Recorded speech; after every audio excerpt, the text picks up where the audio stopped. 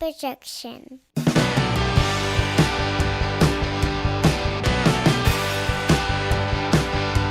It's Friday morning, and you know what that means. It's time for another episode of the Alabama Slam podcast. I'm your host, Corey Hanna. What's going on, guys? It's Patrick Akers. And Slam Pack episode coming up. We got a lot of wrestling to discuss because we had an early episode last week before Thanksgiving, so we missed Dynamite that night. So we'll cover Dynamite from last week and this week, but first we're going to get into Survivor Series / War Games. From Thanksgiving weekend. Honestly, from my side of it, I thought that it was going to be a decent show, maybe a little underwhelming, but it was highly entertaining. I thought it was excellent. I think we had mentioned about me being kind of excited for it and all the possibilities it would present as we kind of geared up heading into this road to WrestleMania. And I thought the two War Games matches were just absolutely phenomenal. Oh yeah, for sure. I mean, the Rousey match was kind of garbage. Yeah, it was absolute garbage. Finn Balor versus AJ Styles was cool. It was fine. I think it was more.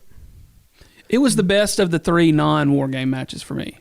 Yeah, it was more bland and maybe more vanilla than I think you and I would have liked. Yeah. But it got the job done. Those guys were fine. Yeah. And the Austin Theory Rehabilitation Project, the train keeps on rolling down the tracks. Yeah. Such a creative finish to get the belt on him and have everybody protected. And those moments like that are stuff I always pop for. And he has Austin Theory. Yeah, not the way I figured that match would go. No, they just gave the belt to Seth, and I think everybody kind of predicted it would just kind of stay on him. Now you have Austin Theory with the United States Championship. Completely changed up his look on Monday Night Raw this past week. He looks more grown up, more vicious in his both in like his delivery of his promos and his wrestling style. You would have to think, and I don't even know what the plan for him at WrestleMania is. I would be making a call to John Cena and see if he wants to come in and face Austin Theory for the United States Championship and give Theory, because he's already drawn so many comparisons to John Cena from the fan base. And so to be able to, if you were to put those two in a match against each other, what a win and a feather in the cap that would be for Austin Theory if he were to beat John Cena in Las Vegas. I'm sure those calls have gone out. Yeah. You'd have to think. And then the women's War Games match. Fantastic. Great stuff. Fucking killer. I expected absolutely nothing out of that match, if I'm going to be completely honest. Oh, really? Yeah, I just had zero interest in it. I was excited that Becky Lynch was back. Super excited about that. I'm a Becky stan. Yeah. So, I was pumped to see that. But there were a lot of great spots in there. Everybody kind of got their shine. Rhea Ripley doing the chin ups inside the cage, she's only 26. I'm telling you right now, she's got the potential to be the greatest women's wrestler of all time. I feel that personally, and I know she's got some tough competition for some people that are on the roster now. Bianca has that type of potential. There's something about Rhea Ripley that we've kind of never seen before. And, obviously it is the physical assets, pun intended, that she has as well. That makes a big part of it too. But her physicality, her build, it's something we've kind of haven't seen really since Chyna. But Chyna was not a good wrestler. Rhea Ripley is a very good wrestler. And so you can see the matchups down the line for that. Asuka and Io Sky, watching those two go at it's awesome. Bianca, Bayley, Becky, all those women are awesome. It looks like now they might do Alexa Bliss versus Bianca here for a little cup of coffee before they go to WrestleMania. Alexa was kind of not super happy, not really putting over the big win. So you got to figure that's what it's going to be, because I would guess they probably do Becky Bianca 3 at WrestleMania. You would think, maybe? Yeah, maybe. I mean, now's the time where you kind of start having to think about who those opponents are going to be. Yeah.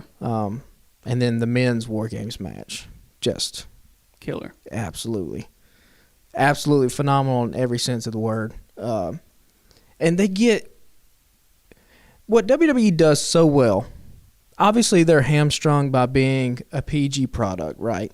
So, like, if you put a War Games match in AEW, we see what it is, right? It's blood and guts. There's literal blood. There's guys fighting on top of the cage. There's all kinds of stuff. Santana gets hurt. You ain't seen him in 6 months. Yeah. But in WWE, it is the smallest little moment where that entire War Games match was built to lead up to a hug between two men. And that was one of the most satisfying moments, really, in modern-day wrestling for a long time. Yeah.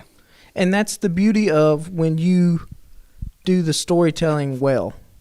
So one thing that you mentioned yesterday, let's touch on this. There was a moment when the cage opened up, right? And how they paced everything with Roman. And you were talking about when the cage opened up and he grabbed Jay, right? No, Jimmy. So Jay started off, and, you know, Jimmy was going to make the save, and the door opens up, and Roman just grabs him. Sitting down. Never got Sitting up. down. Oh, just because he's a boss. Like, everything about him is fantastic. He grabbed the moment when he grabs Jimmy and looks to Sammy and points to him to go into the ring. And the fans are just buying this hook, line, and sinker, and it is such a testament to all of those guys in the Bloodline, how well they're doing and how they have their characters dialed in so well. Everybody knows what part they have to play, and they're playing it to perfection. Well, and I'm not trying to steal all your lines either, but this was a thing that you said to me yesterday, was that, like, the facial expressions and just charisma that Roman has, like, he says more without saying more words. Like, you don't have to expect a fiery promo from him because he can look at you a certain way for 5 seconds. Yeah. That is something where, and if listeners know a top superstar who's been better than this, please tweet us and let us know.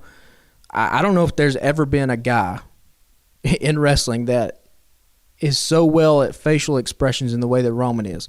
Now, somebody might say, oh, well, The Rock with the eyebrow raise. Yeah, but that's fun and that's campy. Yeah, right? That's in a camp, like, you know, those are things you had to get super theatrical with that back in the day because you had to play to a big room. Right. Well, now the camera can get right up in your face, and you don't have to do. You can do the Roman Reigns, like, I might squinch my eye just a hair to kind of like let you know that I'm thinking about it. Yeah, and that you're in some deep shit. Right, and you know, no other guys had, like, Stone Cold. His persona wasn't built around that.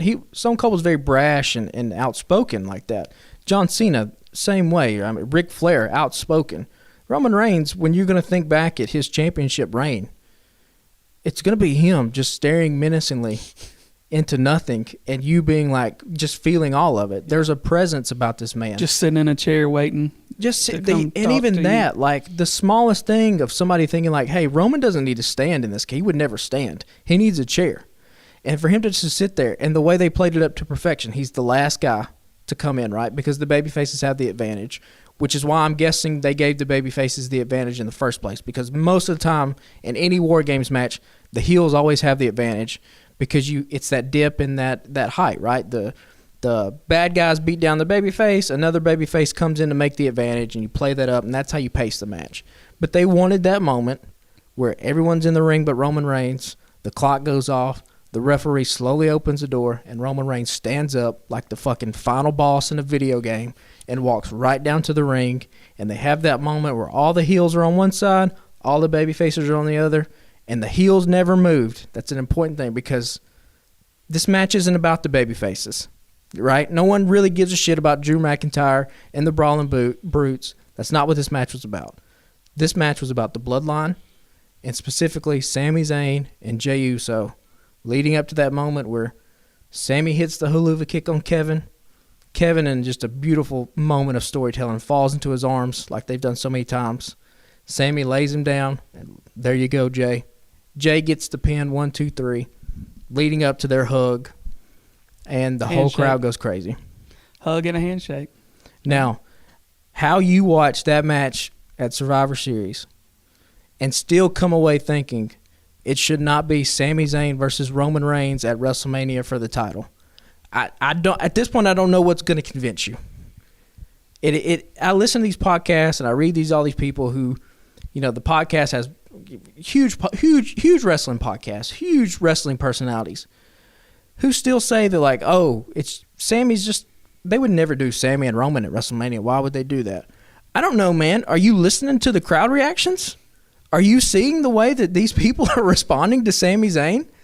Like, if you're not convinced at this point, what's it going to take? Because I'm going to tell you right now, if anybody else faces Roman Reigns at WrestleMania, you're going to have a Bautista 2.0 where the fans are just going to say, nope, fuck that, not going with it. We're going to boo you out of the building.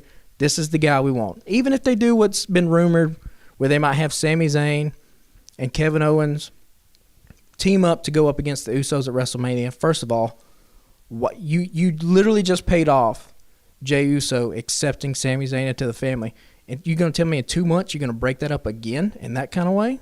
Because we've talked about what it should be. It should be, right, coming the full circle moment where Sami, we've fantasy booked Sami wins the Rumble, and Roman then turns on him, but Jey Uso helps Sami get the upper hand against Roman Reigns because all of this started with Roman and Jey Uso. And so to bring that back around in a full circle moment would be beautiful. But, like, this idea that Cody Rhodes should just come back and be the guy to topple Roman like these past 6 months of wrestling hasn't happened like I said, it's baffling to me. I do not understand why people think that. Yeah, we had a Twitter poll this week where it said, coming off Survivor Series, who should defeat Roman Reigns for the title? And then in parentheses, we'll discuss this on the podcast this week. 80% said Sami Zayn. 20% said Cody Rhodes. Full disclosure, there were only 5 votes. But so still, like, one person said Cody Rhodes, and I don't know who that was because they did not reply.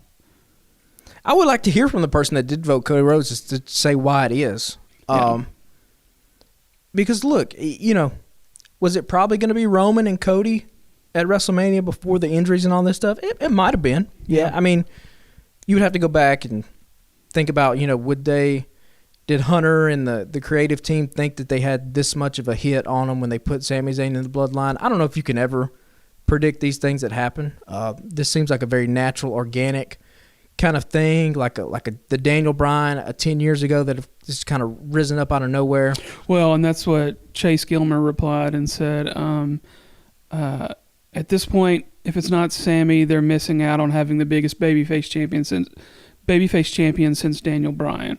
I feel like if it's anyone else, the fans will sour on them. You don't want the fans against a guy like Cody Rhodes, who can also be a huge babyface. Yeah, I think if Cody comes back, where's the Rumble? It's in San Antonio. That San Antonio crowd, if Cody Rhodes wins it and Sami Zayn's in the Rumble, they're going to boo Cody out of the building. That's just my fear that I have. And if I was in that room, I would be pounding the drum for, listen to these reactions. Look at these people. It's everywhere we go. It's the Usi shirts. It's the Sammy Uso. It is right here. We are on a fast break. We said last week or 2 weeks ago, don't fuck this up, Hunter. And that's all you have to do, right? You just have to don't fuck this up. If you do not fuck this up, you will have a conclusion of Sami Zayn standing victorious at the at WrestleMania, having the bloodline dissolve, and it will be such a satisfying moment and such a great end to this storyline that has been damn near pitch perfect for years now, to the point to where in a decade, in 15 years, you can have all these guys sitting at a table on a Peacock special in the WWE Network talking about how great this time was and how such a special time in wrestling it's going to be. And this is a big part for Roman Reigns' legacy too, because if this thing ends with a fart, it ain't going to, it won't look good on him. Yeah. Well, the other thing too is here's what I want. If you put it on Sammy and everybody's like, hell yeah, like we did with Kofi a few years ago, don't turn around in 2 months and squash him with fucking Brock Lesnar on national TV. I mean, I get that they were trying to have a big splash and they wanted the belt on somebody like Lesnar because that was the very first night they premiered on Fox. Right. Or Friday night, right? Yeah. So please don't do that to us. Please don't fucking squash Sammy in 7 seconds. And then the other thing that I wanted to say before we wrap up in a second, we had a reply from Blue Gillen as well. He said the Bloodline story has been running for so long now that if The Rock comes in with 3-week build and beats Roman, it's going to be a letdown. Let Rock and Roman fight over who sits at the head of the table after Sammy takes the title. Rock could say that, that guy wouldn't have beat me. Well, and, like what has been theorized out there in the dirt sheet is that, Roman is probably going to wrestle both nights of WrestleMania. And so I think if you're going to have the Rock and Roman, if The Rock is willing to do it in Los Angeles, you have to do it. You got to do it. But you put them on night one on a Saturday night. Roman goes over The Rock. And then the next night... Yeah, because what good does it do for The Rock to beat Roman? Nothing. And everybody knows with The Rock's schedule, he's not going to come in and defend that title, right? But now, if you have a Sami Zayn versus Roman Reigns night 2, now you can play up commentary. Oh, The Rock gave Roman Reigns a war just the night before. Here's Roman 24 hours later. Can he defend it up against his underdog, Sami Zayn? Maybe it gives Sami Zayn a puncher's chance here, right? Because we've got a fatigued Roman coming off one of the biggest matches of his career. And then you can do the things with Jey Uso, or you can have anybody else could get involved, whatever. Now you protect Roman a little bit. He gets beat. He can go off because he's not going to be working like this next year. I mean, he's about to the point in his career where he's going to be a part-time special attraction. I mean, he already is kind of like that. He wasn't even on Monday Night Raw this week. He misses SmackDowns every now and then. And then you give the belt to Sammy, and now look at all the things you can do. You can do a Kevin Owens again. You can do Solo Sikoa. Maybe he stays a heel. He's pissed off that the Bloodline's disillusioned. Braun Strowman. There are so many natural stories you can do there. And I think it's about time to end this thing, right? Because you don't want the Bloodline story to go on too long, right? You want to end it right when you still have just a little bit more juice left in it before it gets completely dry. So I think WrestleMania is the place to do it. It would be damn near 2.5, 3 years since this thing started. So, we have to keep putting it out there. Sammy versus Roman. Sammy versus Roman. That is the match to make. If they do it in February, like it's rumored, at Elimination Chamber in Quebec, okay, but that doesn't mean he's not going to win. You can't then do that and then turn around and expect us to be satisfied with him and Kevin Owens going up against the Usos for tag team titles. It will not work as well. I think what we should do is we should try to get the hashtag "Don't Ruin This Hunter" trending. So maybe we'll tweet that out. If y'all are listening, you could retweet it, and maybe they won't fuck this up. They're on the fast break. They're at the 50, running in for the touchdown with nobody in front of them. The ball has been set on the tee. Whatever kind of cliched sports metaphor you want to use, this is where they're at. If they stumble and fall now, they will have so much egg on the face. It will be so disappointing. For all the praise that he's getting about the work that he's done trying to turn around some of the things that Vince had fucked up the last several years, you're right. That could be some major egg on the face. And don't tell me, if this actually is a different company and it's a different regime, you got to be different. So all these people that are like, oh, I don't foresee WWE ever doing Sami Zayn versus Roman. Okay, cool. So it's just still the same company with just a different coat of paint on it and different people in charge? Or is it actually different where they're going to listen to these fans? Because, again, what are people chanting? They're chanting, that's Usi. They're chanting Sami Uso. This is the guy. How much more evidence do we need to see before we pull the trigger? It could be cool if tomorrow night, or if you're listening to this tonight, if you listen on release day, it'd be cool if Jay comes out with a shirt to give to Sammy that says Sami Uso. Yeah. It could be a cool little moment. And I just think a Jay and Sammy team up to help topple Roman is the way to go. Yeah. It's not Jay's call to make, but it'd be a nice gesture. Yeah. In the storyline. And then lastly, and we'll wrap this up, Paul Heyman, if there was ever any doubt he wasn't the greatest wrestling manager of all time, his ability, much like Roman, and Roman probably learned a lot from him, to be at ringside, to constantly stay engaged in the match without making the spotlight totally on him and doing so much with just a facial expression. The way they shot those Survivor Series backstage little segments with Hangman just in the corner smiling. It's perfect, right? It's so simple, but when you get the right people in those spots, it's so damn effective. And so shout out to him. Yeah. Now he's now managed 3 world champions. Has there ever been another manager that's probably done that? I mean, I don't know. I can't think of any. You think about greatest managers of all time, I don't think Bobby Heenan ever managed 3 separate world champions. So Yeah, I have no clue. yeah, It's a good question. If y'all know the answer to that. I think it's Heyman. I think Heyman's the only one. So shout out to him too. So, are you good with that for WWE? Do you want to jump into AEW? Yeah. One last thing for Monday Night Raw. Dexter Lumis got his WWE contract. I think this is a case in point of maybe going too long on a story and going way past the expiration date. Because Dexter Lumis got his contract and his win over The Miz, and nobody in that arena actually gave a damn. Like, nobody popped. Yeah. I don't know. It lost kind of a little bit of its magic along the way. Yeah. I mean, now I don't know. Like, now everybody just goes back to being normal, right? Yeah. Now what does Dexter Lumis do? Now what does The Miz do? So Before we jump to AEW, let's talk about the Bray Wyatt stuff too a little bit. So they're teasing a little bit of that. Something's happening backstage, right, with LA Knight, with all the shit getting piled on top of him. The first week, you saw the door open, like when LA Knight's trying to get out, and she's like, "Are you in a hurry to go somewhere?"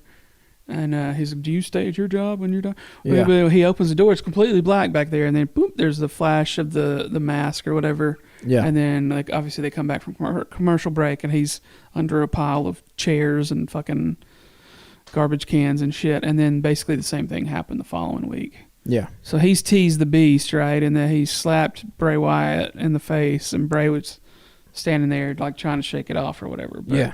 So something's happening backstage. We are to assume that it's Bray Wyatt, even though, he did mention The Fiend Friday night Right. for the first time. So I don't know. I think we had kind of talked about how they're kind of dragging this out, and that there needed to be some physicality. So there's been the hints of the physicality. A little bit. They've lost me. Yeah. I'm not saying it won't turn around and be good, but they were riding so high coming off that debut Yeah. at Extreme Rules. And that great first promo back The great first promo back. But that was 5 weeks ago. it was longer than that, right? Was it before Clash of the Castle?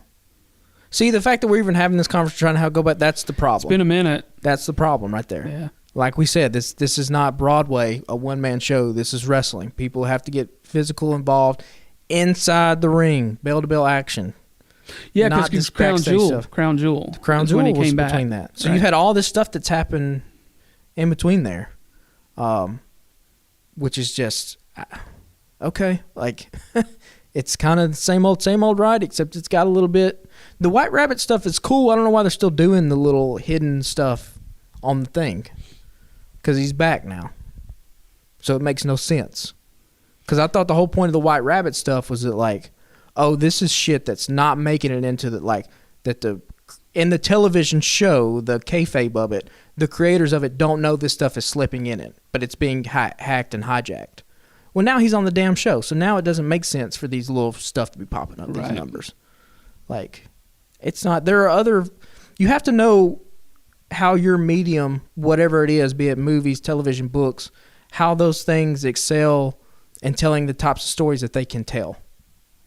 And in wrestling, at the very apex of it, it is about you wanting to see 2 men or 2 women or 4 men, 4 women, whatever, settle their differences inside the ring in a professional wrestling match. Yeah. Everything else is kind of, it should all just be ancillary leading up to that moment. So I don't really, like, the first promo was cool. Literally the second promo, somebody should have interrupted him. But now it's just now been LA Knight, and we've been months. We're months into this thing now. So nobody besides LA Knight wants to fight this man. Right. Which is, I mean, it's not a good look for LA Knight, I don't guess, right? Because he's going to get squashed in this thing. Yeah. And like happens so many times with The Fiend, once you have a program with The Fiend, where do you go from there? It kind of hamstrung your career for a couple months because you got nowhere really to go. So I don't know if he's going to be a part of a faction. We need to start seeing some of these factions. We need to start paying some of this stuff off. Uncle Howdy, all this kind of stuff. Yeah. It can't just keep being spooky stuff over and over again. Shit happening backstage for a third week in a row. Right. Attacks or whatever. Yeah. Well, look, we got a lot of AEW content to cover. 2 weeks worth of shows. Like I said, because we released last Wednesday, so the show went live that night. Started off with William Regal in the ring, and then Moxley came out, and they kind of had promos or whatever on each other.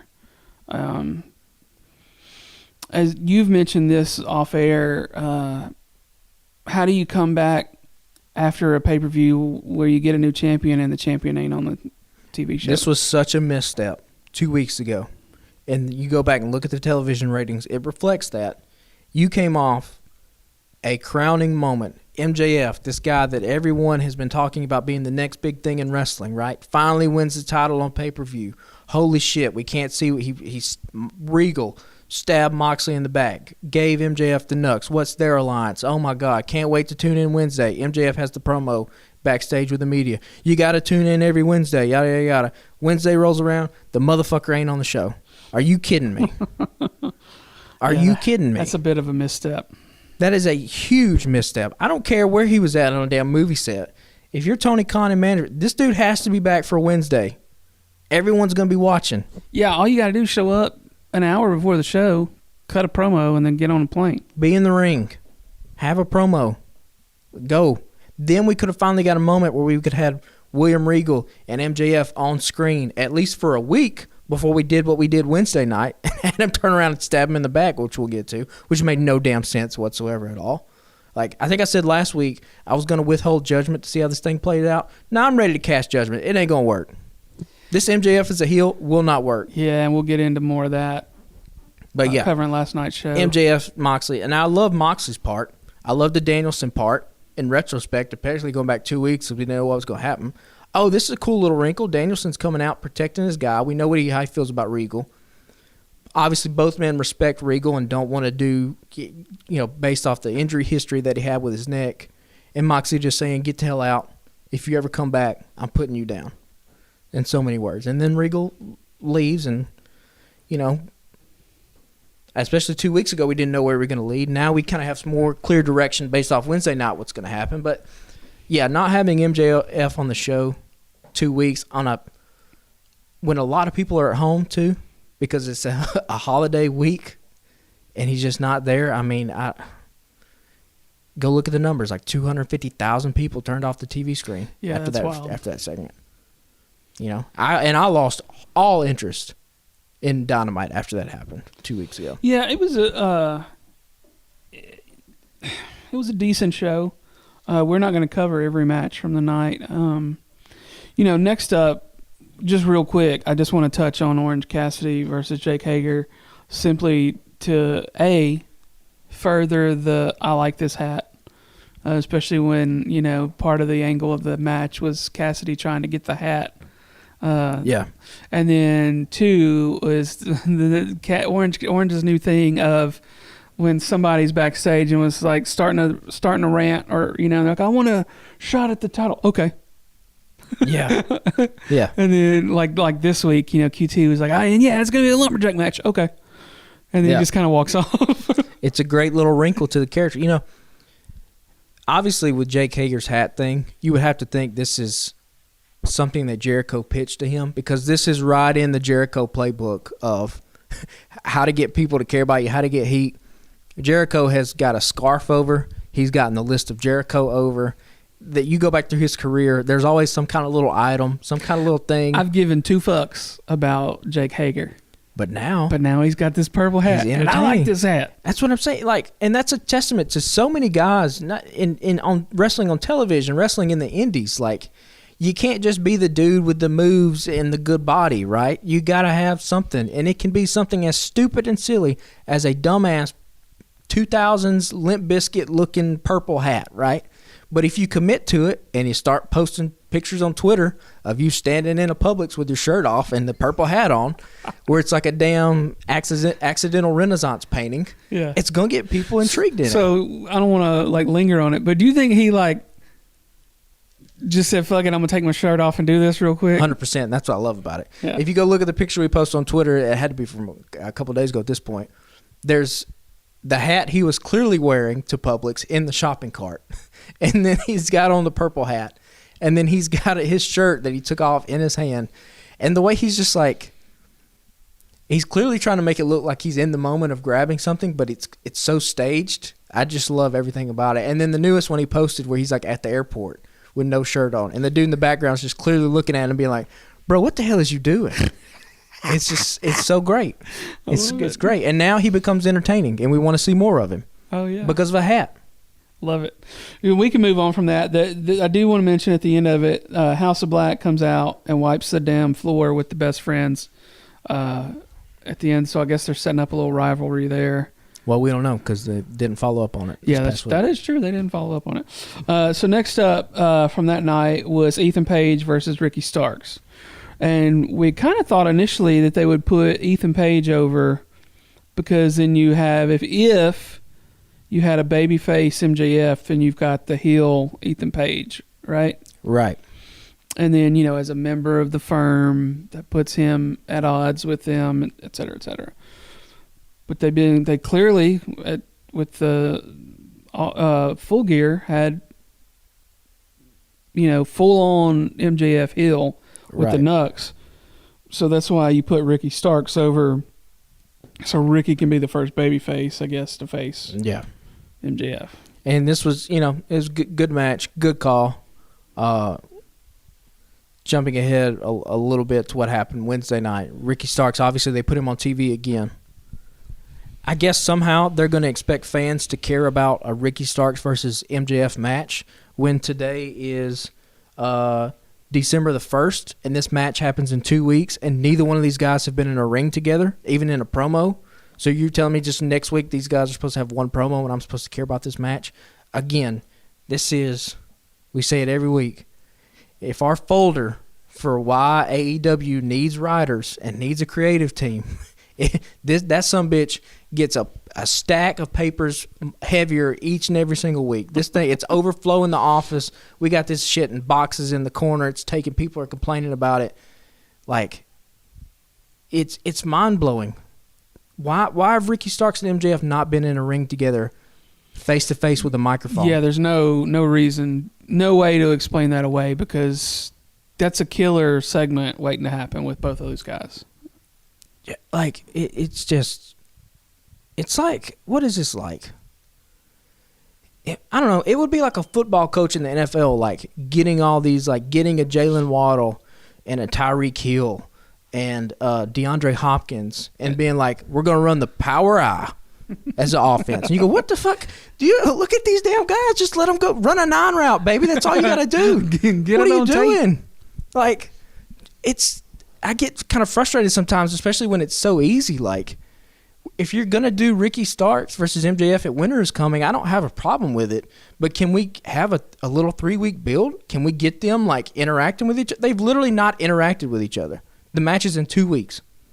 And next week, Ricky Starks, for whatever reason, has been put in this Dynamite Diamond Ring Battle Royal, which the rules don't even make sense because Excalibur and Taz couldn't explain the rules of, like, why, what's happening? If you win, you get a title shot. Like, why? What happened to the rankings? What happened to all this other stuff we had? So yeah, I don't know what to tell you on that one. Just a big sigh. It's just, man, we want this program to be so. Clearly, you can tell from the past. Like, we want the program to be so good, right? And it's just, there are flashes of brilliance. And then we just do things where it's just like, man, that's literally the worst thing you could have done. Yeah. Like, you could have done anything else, it would have been better. Killers. Yeah, it just kills the buzz. So next up, which was probably the highlight of the evening, Death Triangle versus the Elite, which ended up putting Death Triangle up 2-0 in the best of 7. Just another banger from those guys. Yeah. I've seen complaints about it getting repetitive, which, after week 3, it was maybe a little. You had some ideas about things that they could do. I think we mentioned on the last show, things that you could, so they're not just going out and doing Spot Fest every week for 7 weeks. And they tried Wednesday night, right? They kicked it off with a brawl. So that was a little different thing we've seen. And there are things that I wish they would experiment more with, maybe some intentional disqualifications to for the Death Triangle to kind of get the upper hand on the Elite. Maybe just give them a win, but, they're so badly hurt. You set you up for next week since we got 7 matches here, presumably. I'm just confused at the nuances of storytelling because if we'll go back to Full Gear, Rey Fenix uses the hammer, gets the win. Both 2 weeks ago and Wednesday night, Rey Fenix now, without explanation, opposed to it, has hesitancy about anybody using a hammer. Why? Have we explained that at all? Well, why does he got a guilty conscience now? Okay. Can we hear him say that? Can we see it in a video package? Can he give a promo about it? Like, you can't just expect commentary to put it over and be like, "Oh, now Rey Fenix feels bad about it." Those words have to come from his mouth. Yeah. So that's my little, and that's not a. I don't even think that's a nitpicking. I think that's a glaring storytelling logic issue in that rivalry. Outside of that, though, these are 6 of the best professional wrestlers in the world. So yeah, every match they have is just incredible. For sure. And the final match of the evening last week was, I can never pronounce his name correctly, but he squared off against Chris Jericho. And I'm going to be real honest, I don't remember hardly anything about this match. Oh, they just went hard as shit for like 15 minutes. It's crazy that at 50 years old, Jericho, who doesn't have to do any of this stuff, right? Hall of Fame career, one of the greatest wrestlers of all time, still has the passion and the energy to just be like, yeah, fuck it, I'll wrestle a Japanese hard-style match. Like, doesn't matter. Like, Come on, Ishii, we can chop the shit out of each other. Very rarely have you ever seen anybody bleed from chops, right? And I don't think he gigged his chest either. I think he could have. I don't know. He maybe turned away from the camera. Looked kind of legit. I mean, his chest looked like hamburger meat when it's over with. And again, I see people complain like, and it is a little bit of complaint like, here we are. We're coming right off the Full Gear pay-per-view, and the Ring of Honor title is back in the main event. Like, I think I would have had Death Triangle as the main event, and moved this maybe to the right after the Regal spot, to where it just starts off with a bang. Yeah. So I think maybe a little bit of mismanagement there in terms of the order. But this was just, this is the AEW match that we all kind of like, where you get a couple guys who have different styles, and we'll see coming up Wednesday night with Harwood and Danielson. These are just matches you don't get anywhere else, right? Yeah. Jericho and Ishii. So I loved it. It was great. I'm just starting to remember that was the Wednesday before Thanksgiving. Yeah. And your boy was on one for about 4 days. Nice. So nice. That probably explains why I don't remember this match. Really well. And it was just it was a chop fest through and through. And it looks like they're going to do Claudio and Jericho at Final Battle. If Claudio loses, he has to join Jericho Appreciation Society. I'm hoping he loses. I would really like to see Claudio and JAS. I've kind of soured on Blackpool Combat Club, particularly now, everything that's happened. Yeah, and it looks like we'll get there in just a second, but it looks like we're about to lose Mr. Regal. Yeah, looks like we're about to lose the Blackpool of the Blackpool Combat Club. So Claudio in the JAS, that's a thing, right? Much like Jake Hager's purple hat. Claudio being a sports entertainer again is a thing that he can kind of run with, hopefully. So we'll see. We'll see. So, let's wrap that one up, and we'll get into last night, November 30th. Start out with Moxley promo, and he's standing there and talking about challenging anybody in the back. And I ran across yesterday a headline on Facebook. It was like, injured AEW star spotted backstage. I really wish that shit would stop. You ain't never going to they ain't never going to stop, dog. I know. That won't never stop. God damn. Because I knew instantly before the music hit. I really wanted, I tried to pop for it because I love Hangman, but I was like, it's Hangman, duh. See, I thought, and I didn't read any of that, so I didn't know who it was. I thought MJF was going to come out.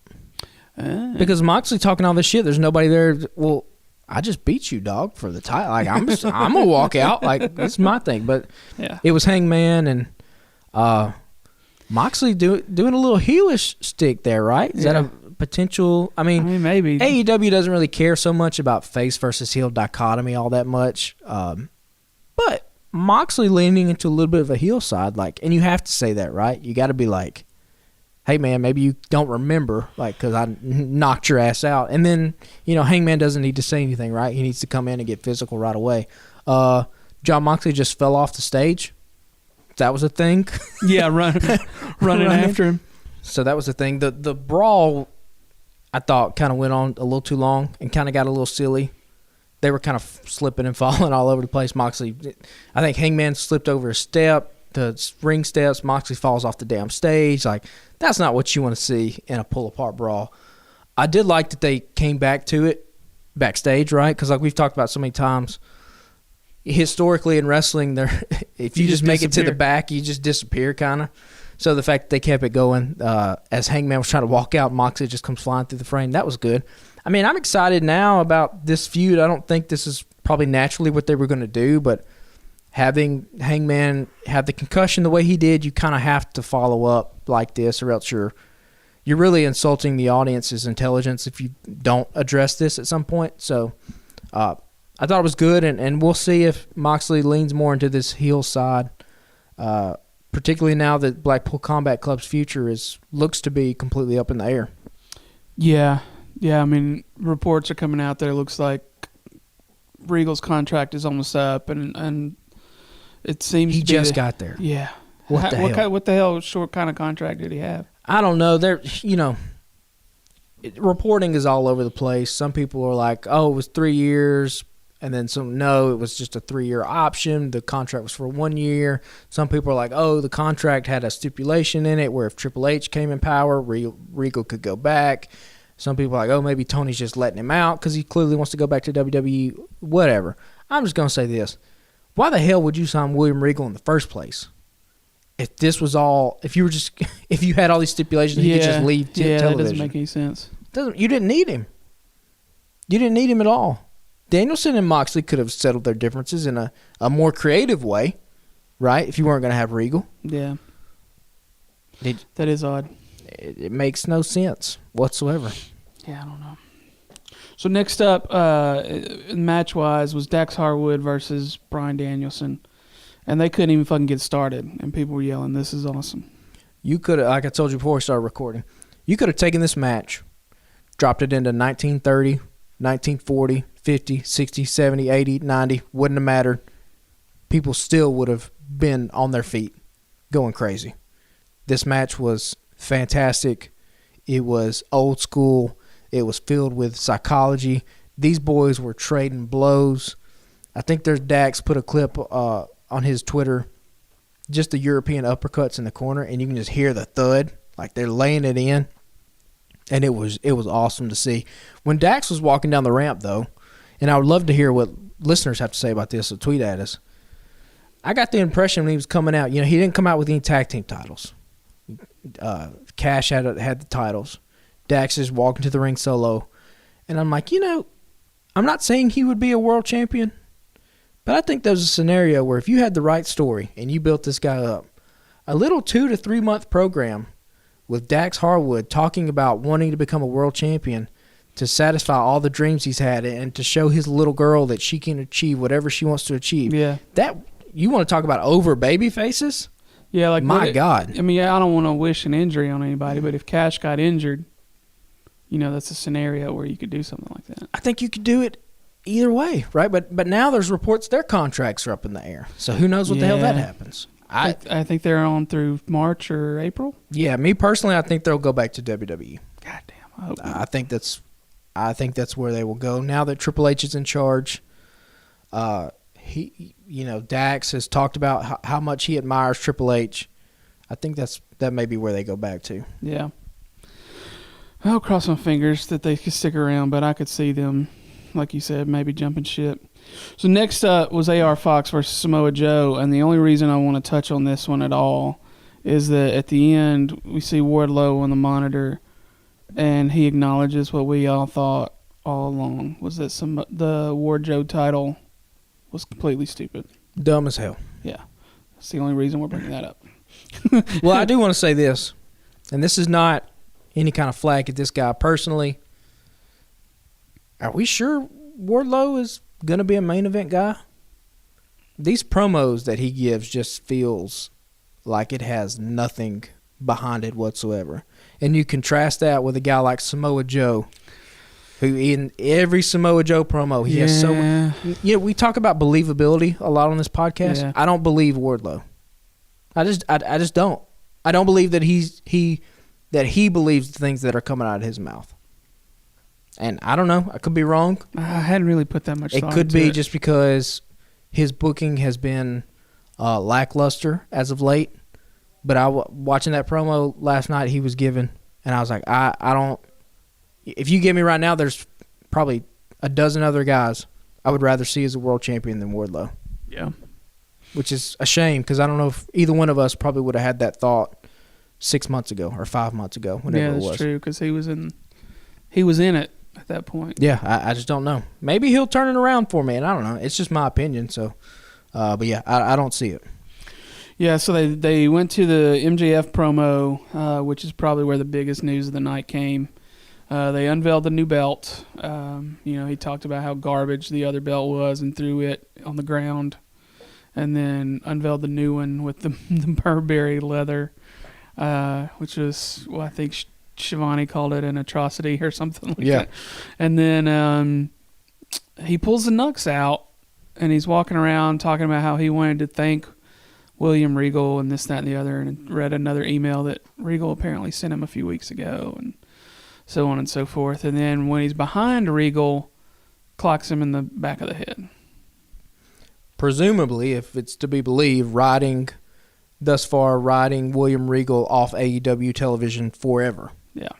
What an unsatisfactory way to go about his end. Yeah. And to then, okay, well, let me start with a positive first before I get negative Nancy. Love the new belt design. Such a great, especially if you're going to try to keep him heel, which I guess is what you're going to do. Got to love it. His explanation of being like, everybody that's held this title before me is horse shit. I'm the guy. I get a new championship belt.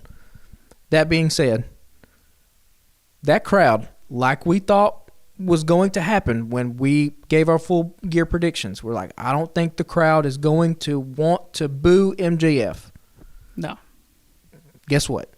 They're in Indianapolis, not even a smarky city, right? Middle America. Those people in Indianapolis wanted to cheer for MJF so badly. He started eventually getting a couple of little smattering of boos. Very little. But it was not It's much. nothing what he was when he was full-blown heel. Yeah.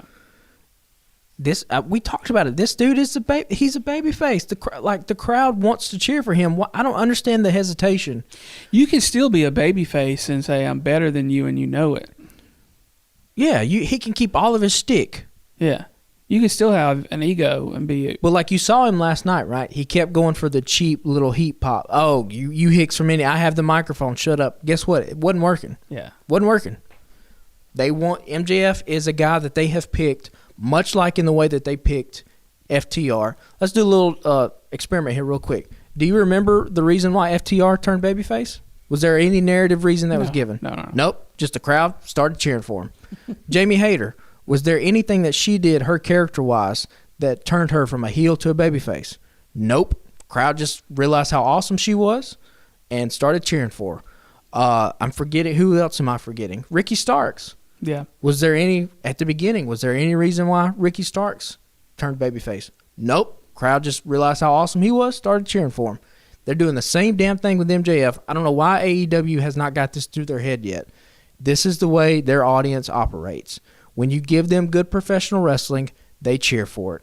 All of your really awesome professional wrestlers, they are going to cheer for. And MJF is at the top of his game, and he, as talented as he is, he will not get these people to boo him. And there's one guy that will, Eddie Kingston. If he goes up against Eddie Kingston, he'll get booed. Other than that, it won't happen. And do you want to do that now? No. We got a year of this thing, presumably, with MJF. He did mention Eddie Kingston last night. That's another important thing to mention out. The three names he mentioned, Ricky Starks, he's got a match coming up with, which sounds like probably, I guess probably won't be the end of their rivalry. This could probably maybe. be the first of a long feud with them. Could be, and I'm for it. He mentioned Bryan Danielson. I'm all for that. And he mentioned Eddie Kingston. Eddie Kingston was the first name he mentioned. People started cheering it. That's the guy where if you want MJF to be a true diabolical heel that is hated once again by the fan base, you have to put him with Eddie Kingston. The problem is we have 12 months of storytelling we have to get through. Yeah. Because MJF can't lose the championship until 2024 happens. And I want to say I'm going to be a little irritated if they do the thing that he kind of teased last night where he said he's only going to wrestle on the pay-per-views. I sure hope they don't do that. I wouldn't mind if he's only wrestles in the pay-per-views. What he can't have happen is be off television for weeks at a time. Yeah. Because AEW is not in the position that WWE is in, where Roman Reigns, as WWE's champion, has the luxury of not being on television every week because that fan base, WWE has a 50-year head start on AEW, true. right? AEW is in the acquisitions phase of their fandom.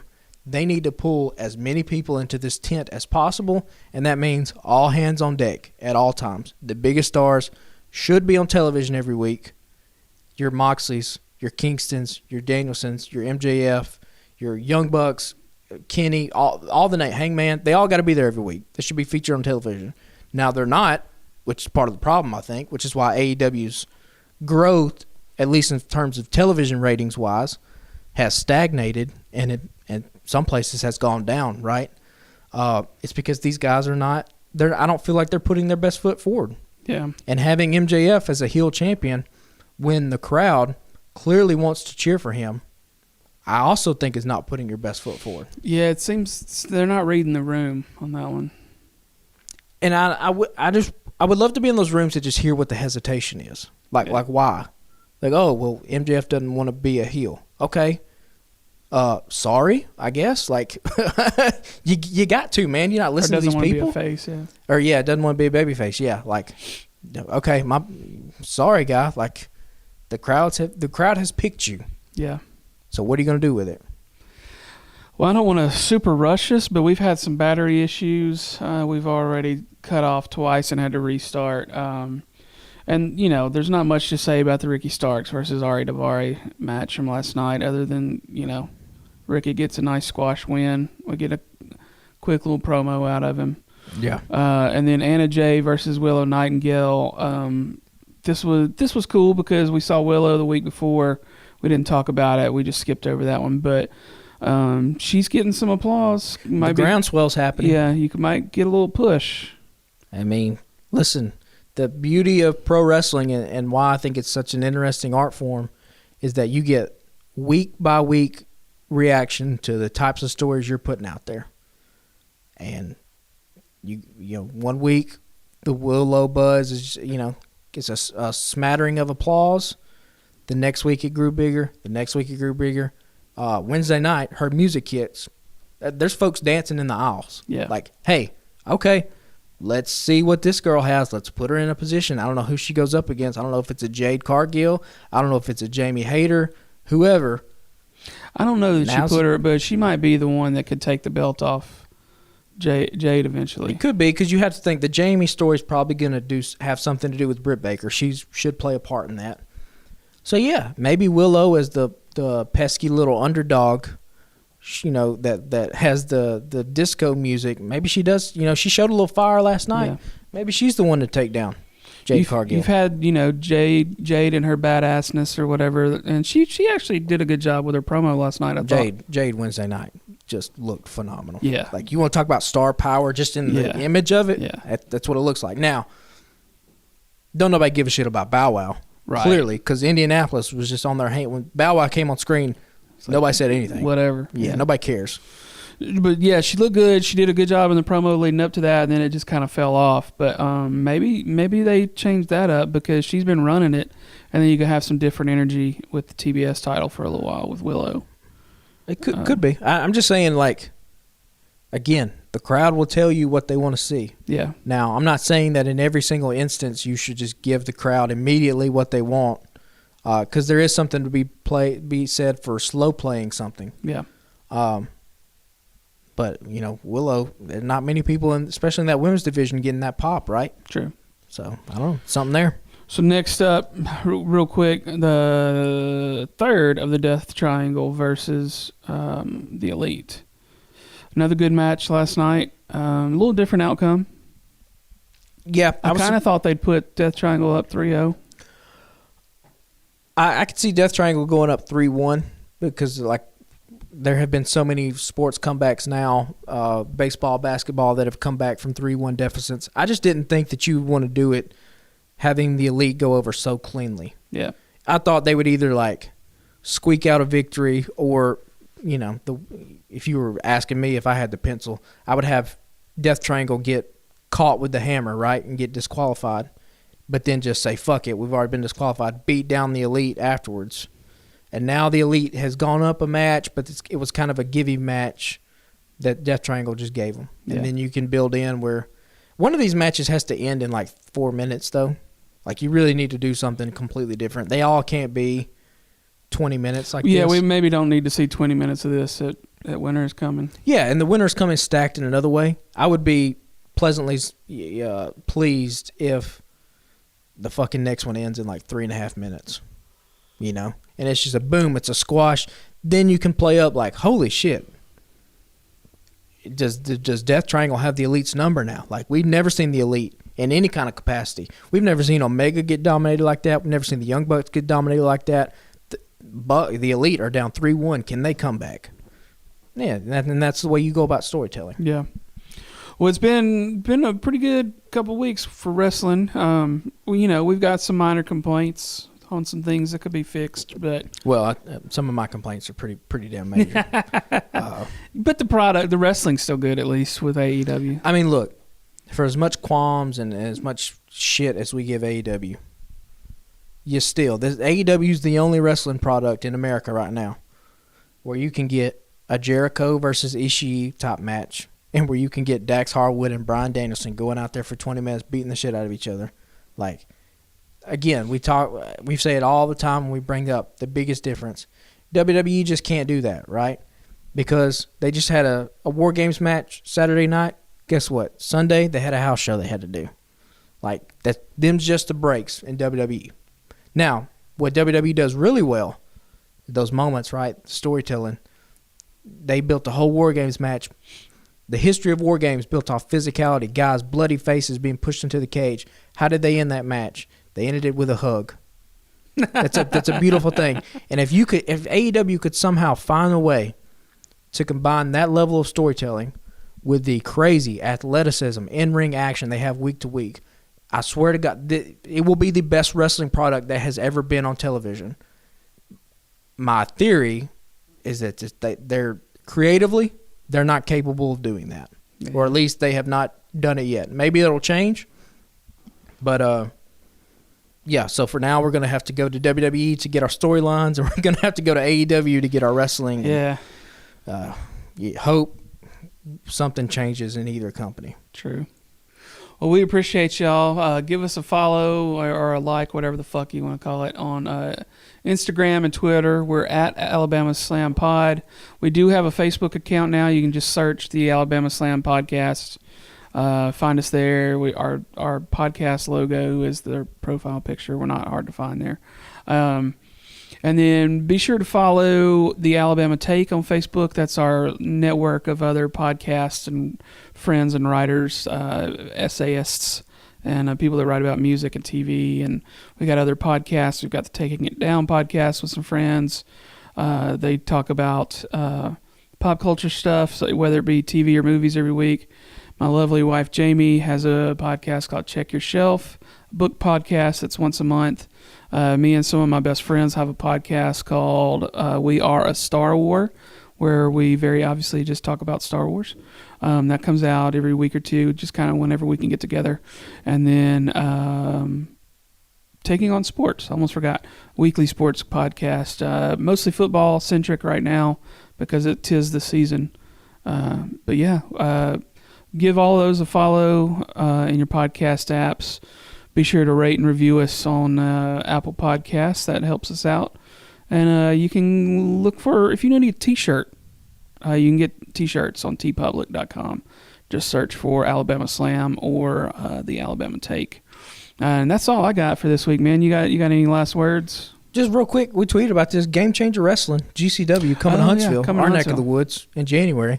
Maybe we do a little something, maybe get some listeners out there if you're around the Huntsville area. Maybe we all meet up and try to go to the show or something. That'd be kind of cool. Yeah. So, I don't even know if they have a venue announced or times, but I think it was January 21st, 22nd. So go see Old Manser. Old Manser will be there. Lariats and light beers. Hey, the AEW, I guess, one-time legend. He is he the only dude that's ever come in once and got a video package? Knocked it out of the park. We talked about it. Killed it. Got nowhere else. But yeah, he should be there. Nick Gage, Effie, Alley Catch, all the GCW crew. If you're not familiarized with Game Changer Wrestling, look them up on YouTube. They do some wild shit. So obviously, I guess Conrad Thompson's going to be involved in it somehow. He was involved in one of their latest pay-per-views. So yeah, Game Changer Wrestling. More details to come, but we might try to do something. Who knows? Hell yeah! All right, man. We'll see y'all next week, and be sure to follow us Twitter at Alabama Slam Pod for our weekly Twitter prompt. We did fall off for a week or two. We're trying to get back in the swing of that. We appreciate y'all replying and hollering at us. Later, guys.